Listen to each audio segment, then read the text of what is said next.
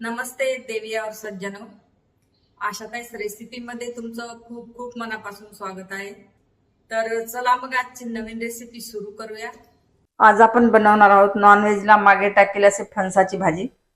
तर मी ते अर्धा किलो फणस घेतलेला आहे। फणसाला छान धुवून पण घेतला आहे आणि फणसाला पहिले कापून घेण्याच्या अगोदर हाताला असं तेल लावून घ्यायचं आणि फणसाला पण तेल लावायचं। फणस आपण जेव्हा कापू किंवा कट करू फणसामध्ये जे चिकट पदार्थ असतो ते हाताला लागणार नाही। आणि चाकूला पण तेल लावून घ्यायचं। तर एका चॉपिंग बोर्डवर कापून घेऊया।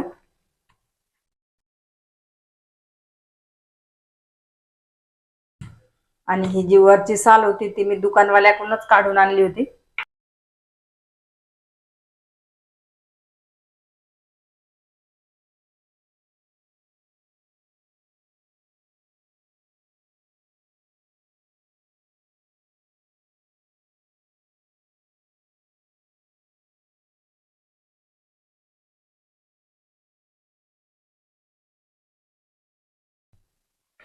तर अशा प्रकारे हे पूर्ण फणस कापून घेतलं। गॅसवर कढाई ठेवलेली आहे। कढाईमध्ये 2 चम्मच तेल टाकायचं आहे। तेलामध्ये फणसला फ्राय करून घ्यायचं आहे।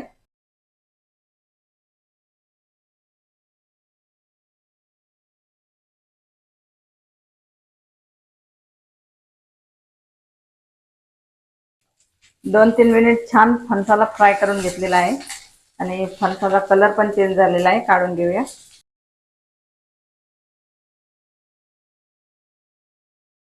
याच कढाईमध्ये 2 चम्मच तेल अजून टाकायचं आहे।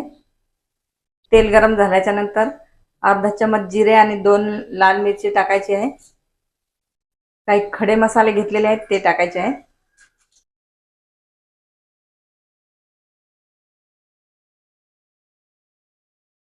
खडे मसाले भाजल्याच्या नंतर एक मोठा कांदा कापलेला घेतलेला आहे तर हा टाकायचा आहे।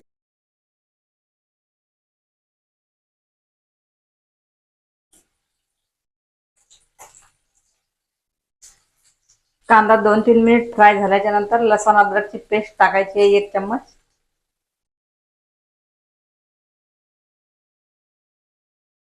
एक टमाटर घेतलेला आहे बारीक कापून।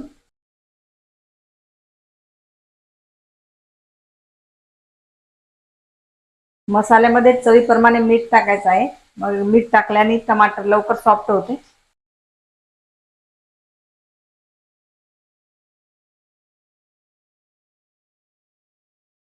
एक चम्मच टाकायची काश्मीरी लाल मिरची पावडर, 1 चम्मच धने जिरा पावडर आणि 1 चम्मच घेतलेला आहे गरम मसाला। आणि हा गरम मसाला मी घरीच बनवलेला आहे। तुम्ही माझा गरम मसाल्याचा व्हिडिओ बघू शकता। थोडीशी हळद करूया मिक्स।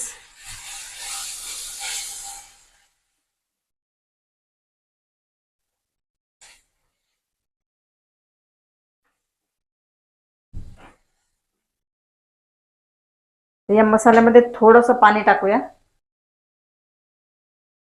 पाणी टाकल्याने मसाले जळत नाही। कव्हर करून 2-3 मिनिट मसाल्याला शिजवून घेऊया। तर बघा मसाला छान फ्राय झालेला आहे आणि तेल पण सेपरेट झालेलं आहे।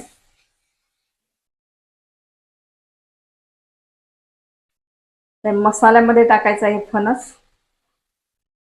फणसाला घ्यायचं आहे मसाल्यामध्ये छान मिक्स करून।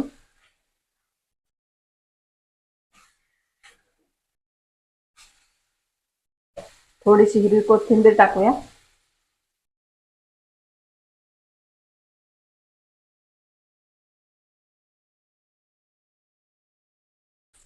जे लोक नॉनव्हेज खात नाहीत त्यांच्यासाठी ही भाजी परफेक्ट आहे। तर आता याच्यामध्ये टाकूया पाणी।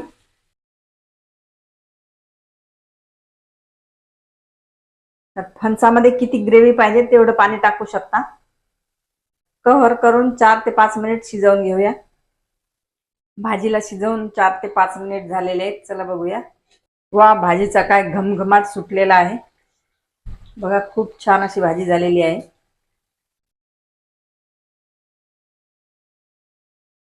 तर बघा नॉनव्हेज सारखी आपली भाजी झालेली आहे। आता ही भाजी सर्व करण्यासाठी तयार आहे। घेऊया सर्विंग डिश मध्ये। नॉनव्हेज सारखी फणसाची भाजी कशी वाटली कमेंटमध्ये जरूर सांगा. तर चला मग भेटूया अशाच एका नवीन रेसिपी सोबत. तोपर्यंत बाय बाय.